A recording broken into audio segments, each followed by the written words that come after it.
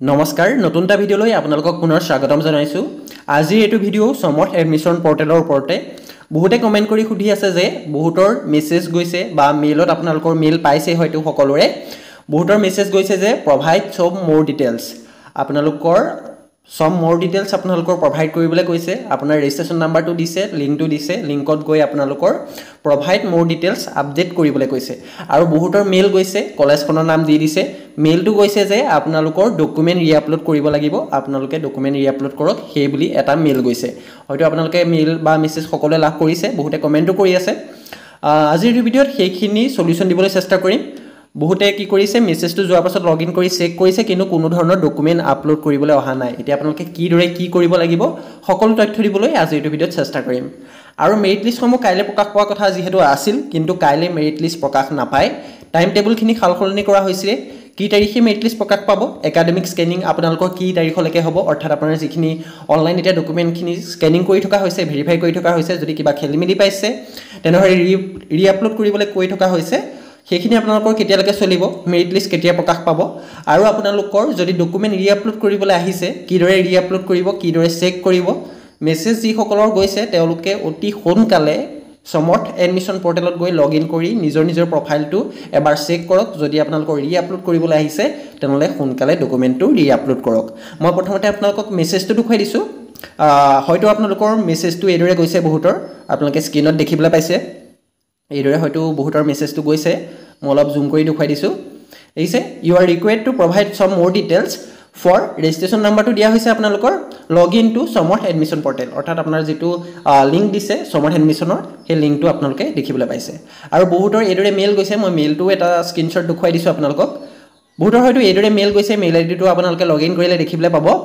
U are required to reupload some more document for your application with form number আমুক form নাম্বাৰটো আপোনালোকৰ দিয়া হৈছে ইন আপোনালোকৰ কাকজান কলেজ আপুনি যোনখন কলেজত এপ্লাই কৰিছিলে সেই কলেজখনৰ নামটো দি দিছে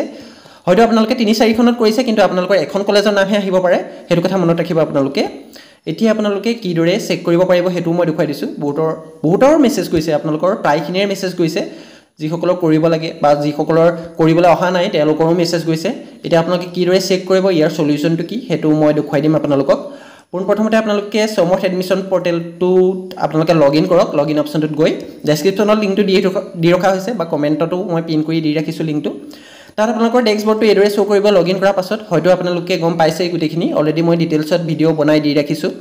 আৰু যি সকলৰ এপ্লিকেশন ইন প্ৰসেছত থাকি গৈছিলে সেই সকলে কমপ্লিট কৰিব নোৱাৰিব অলৰেডি আপোনালোকৰ ৰেজিষ্ট্ৰেচন প্ৰক্ৰিয়া ক্লোজ হৈছে যদি আপোনাৰ ইন প্ৰসেছত আছিল তেনহলে আপোনালোকে ক্লোজ কৰিব নোৱাৰিব আৰু ৰিঅপেন হোৱাৰ আশা বহুত কম আপোনালোকৰ ৰিঅপেন আৰু নহবও পাৰে অৰ্থাৎ আপোনালোকে এডমিশ্যন ল'ব নোৱাৰিব পাৰে যদি আপোনালোকৰ ফৰ্মখন ফাইনাল সাবমিট হোৱা নাই এতিয়া আপোনালোকে দেখিছে সাইডত আপোনালোকে কেইটামান অপচন দেখিবলৈ পাব ৰেজিষ্ট্ৰেচন অপচনটো টিক মাৰ্ক আছে ফিল আপ প্ৰফাইল টিক মাৰ্ক আছে সিলেক্ট প্ৰগ্ৰাম টিক মাৰ্ক আছে অৰ্থাৎ মোৰ এই তিনটা স্টেপ কমপ্লিট হৈ আছে 4 নম্বৰ স্টেপটো দিয়া হৈছে ডকুমেন্ট ৰিআপলোডিংত আপোনালোকে গৈ চেক কৰিব পাৰিব আপোনালোকৰ ডকুমেন্ট ৰিআপলোড কৰিবলৈ আহিছে নে নাই আহা বা প্ৰভাইড মোৰ ডিটেইলছ বুলি যেটো মেছেজ গৈছে মোৰ ডিটেইলছ প্ৰভাইড কৰিবলৈ আহিছে নে নাই আহা ৰিআপলোড অপচনটো ক্লিক কৰক তাৰ পাছত দেখিছে there is no request for you to upload any document again যদি আপোনালোকৰ এদৰে শো কৰি আছে তেনেহলে কোনো ধৰণৰ ডকুমেন্ট আপোনালোকে আপলোড কৰিব নালাগে কোনো ধৰণৰ ডিটেইলছ আপোনালোকে প্ৰভাইড কৰিব নালাগে এটা বহুতৰ মেছেজ গৈছে বহুতে চেক কৰিছে কিন্তু এদৰে আছে দেয়াৰ ইজ নো ৰিকুৱেষ্ট বুলি আছে আপোনালোকে চিন্তা নকৰিব যদি আপোনালোকৰ মেছেজ গৈছে মেইল গৈছে যদি আপোনালোকে ৰিআপলোড অপচনটো ক্লিক কৰাৰ পাছত দেখিছে কোনো ধৰণৰ ডকুমেন্ট আপলোড কৰিবলৈ অহা নাই তেনলে আপোনালোকে চিন্তা কৰাৰ কোনো প্ৰয়োজন নাই আপোনালোকৰ কোনো ধৰণৰ অসুবিধা নহয় সিস্টেমে সকলোলৈকে মেছেজটো পঠিয়াইছে যাতে আপোনালোকে লগইন কৰি চেক কৰক আৰু আপোনালোকে আজিয়ে চেক কৰি থৈ নিদিব নতুনকে মডিফাইড আপোনালোকৰ টাইম টেবুল প্ৰকাশ পাইছে 8 জুনৰ পৰা 18 জুনলৈকে আপোনালোকৰ একাডেমিক স্কেনিং হ'ব অৰ্থাৎ 18 জুনৰ আগত আপোনালোকৰ ৰিআপলোড কৰিবলৈ আহিব পাৰে যদি আপোনালোকে ডকুমেন্টখিনি খেলিমেলিকে বা ভুলকে বা আপোনাৰ ডকুমেন্টত কিবা নাম আছে আপোনালোকে অনলাইন কৰোতে কিবা নাম ফিল আপ কৰিছে বা আপোনালোকে অনলাইন কৰোতে যিখিনি ডাটা ফিল আপ কৰিছে সেইখিনি ডাটাৰ লগত ডকুমেন্টখিনি মিলা নাই তেনেকুৱা ক্ষেত্ৰত আপোনালোকৰ ৰিআপলোড কৰিবলৈ আহিব পাৰে ঠিক আছে সেইভাবে আপোনালোকে 18 তাৰিখলৈকে আপোনালোকে ওয়েট কৰিব 18 তাৰিখৰ আগত যদি আপোনালোকৰ মেছেজ কৰিছে তেনেহলে আপোনালোকে চেক কৰি থাকিব 18 জনলৈকে আপোনালোকে এবাৰ হলো লগইন কৰি আপোনালোকে চেক কৰি থাকিব যদি ৰিআপলোড কৰিবলৈ গৈছে তেনেহলে ৰিআপলোড কৰিব লাগিব বহুতে কি কৰিছে ইনকাম সাৰ্টিফিকেটৰ জায়গাত ৰেশন কাৰ্ড আপলোড কৰিছে আপোনালোকে ইনকাম সাৰ্টিফিকেটৰ ৰিসিপ্ট আপলোড কৰিছে তেনেকুৱা ক্ষেত্ৰতো আপোনালোকৰ ৰিআপলোড কৰিবলৈ আহিব পাৰে বা বহুতে কি কৰিছে বহুতৰ আধাৰ কাৰ্ড আপলোড কৰিছে আধাৰ কাৰ্ডৰ জেগাত পিআৰসি আপলোড কৰিবলৈ কৈছে মই আৰু এজন ক্যান্ডিডেটৰ দেখুৱাই দিম তেওঁ আপোনালোকৰ ৰিআপলোড কৰিবলৈ আহিছে ৰিআপলোড কিদৰে কৰিব পাৰিব সবিশেষ মই দেখুৱাই দিম প্ৰথমতে লগইন কৰক ইমেইল আইডি দিলে পাসওয়াৰ্ড দিলে তাৰপা লগইন কৰি লওক লগইন কৰিলে লোৱা পাছত আপোনালোকৰ প্ৰফাইলটো এড্ৰেছ শো কৰিব তাৰ পাছত আপোনালোকে দেখিব ডকুমেন্ট ৰিআপলোডিং অপচনটো যেতিয়া আপোনালোকে ক্লিক কৰিব তেতিয়া আপোনালোকৰ যদি ৰিআপলোড কৰিবলৈ আহিছে তেনেহলে আপোনালোকৰ এড্ৰেছ শো কৰিব ৰিআপলোড ডকুমেন্ট অপচনটো ক্লিক কৰি দিয়াৰ লগে লগে পাৰ্সোনেল এণ্ড আদাৰ ডকুমেন্ট আপোনালোকে দেখিবলৈ পাইছে তাত আপোনালোকৰ ৰেজিষ্ট্ৰেচন নাম্বাৰটো তলত শো কৰিব ডকুমেন্ট অপচনটো দেখিবলৈ পাব আপোনালোকে আপলোড আসাম ডমিচিয়েল সাৰ্টিফিকেট অৰ্থাৎ আপোনাৰ যিখন ডমিচিয়েল সাৰ্টিফিকেট সেইখন আপোনালোকৰ ৰিআপলোড কৰিবলৈ কোৱা হৈছে ৰিআপলোড দেখিছে ডকুমেন্ট ৰিআপলোড ইয়েস দিয়া হৈছে তারপর ডকুমেন্ট রিমার্কত আপনার লিখি দিয়া থাকিব আপনালোকক কি রিমার্ক আহিছে অর্থাৎ আপনালোকক কি ভুল দেখিছে ইয়াত দেখিছে পিআরসি ৰিকুৱেষ্ট অৰ্থাৎ আপোনালোকৰ আসাম ডমিচিয়েল সাৰ্টিফিকেটত আপোনালোকৰ পিআৰসি খন আপলোড কৰিবলৈ কোৱা হৈছে এটা আপোনালোকে ডকুমেন্ট ৰিমাৰ্কত যেটো আহিছে আপোনালোকৰ যদি আপোনালোকৰ ইনকাম সাৰ্টিফিকেট আপলোড কৰিবলৈ আহিছে যেটো ভুল দেখিছে আপোনালোকৰ তেওঁলোকে হেতু ৰিমাৰ্ক কৰি দিব ৰিমাৰ্কত যেটো আছে আপোনালোকে হেতু ভালদৰে চাই লব তাৰপা একশন অপচনটো ক্লিক কৰি ৰিআপলোড অপচনটোত গৈ সিলেক্ট ফাইল কৰি আপোনালোকে যেটো ডকুমেন্ট আপলোড কৰিবলৈ কৈছে সেই ডকুমেন্টটো আপোনালোকে আপলোড কৰি লব পাৰিব একশনৰ তলত আপোনালোকে এতিয়া ৰিআপলোড অপচনটো দেখিবলৈ পাই তাৰ আপোনালোকে ৰিআপলোড অপচনটো ক্লিক কৰিব তাৰ পাছত আপোনালোকে সিলেক্ট ফাইল অপচনটোত গৈ আপোনালোকে ৰিআপলোড কৰি লব তাৰ পাছত আপোনালোকৰ ভিউ ডকুমেন্ট বুলি আহিব ভিউ অপচনটোত গৈ আপোনালোকে ডকুমেন্টটো চাব পাৰিব কি ডকুমেন্ট আপোনালোকে আপলোড কৰিছিলে হেতু আপোনালোকে এবাৰ ভিউ কৰি লব পাৰিব এইছে সিলেক্ট অপচনটোত গৈ আপোনালোকে আপলোড অপচনটোত ক্লিক কৰি ডকুমেন্টখন ৰিআপলোড কৰি লব পাৰিব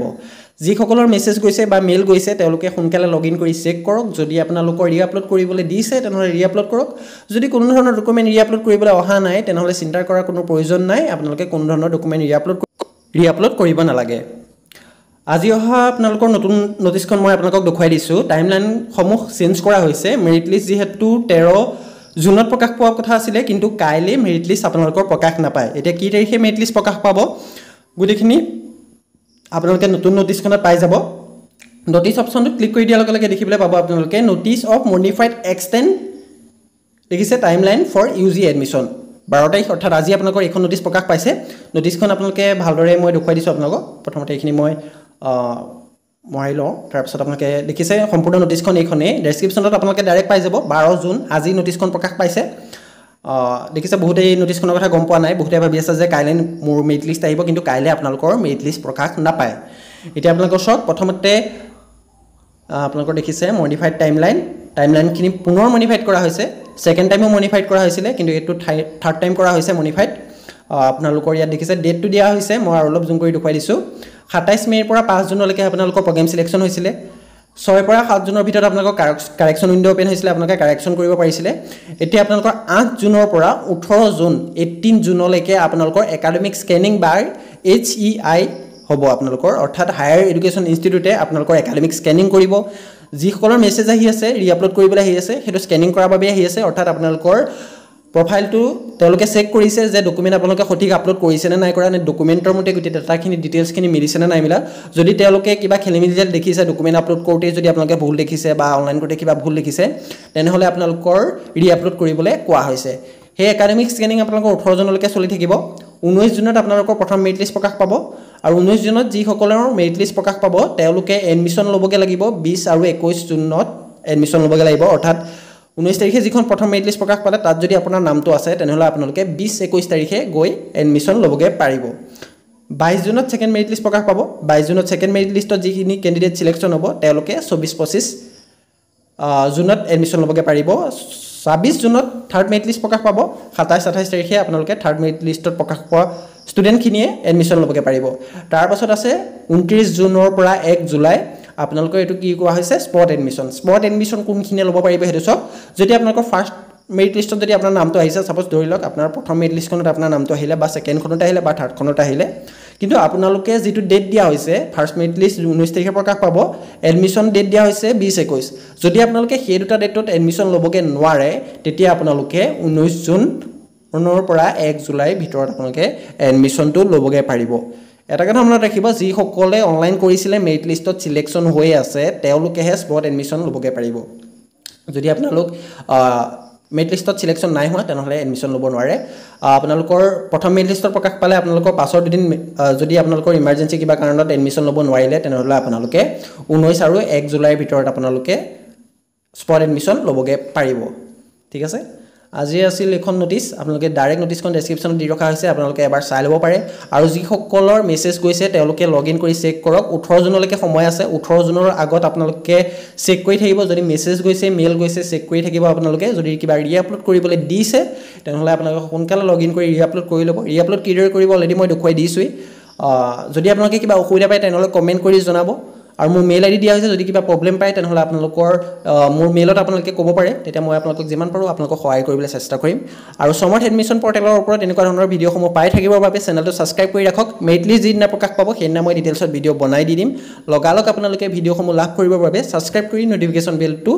বজাই ৰাখিব ঠিক আছে আজিলৈ ইমানেই ধন্যবাদ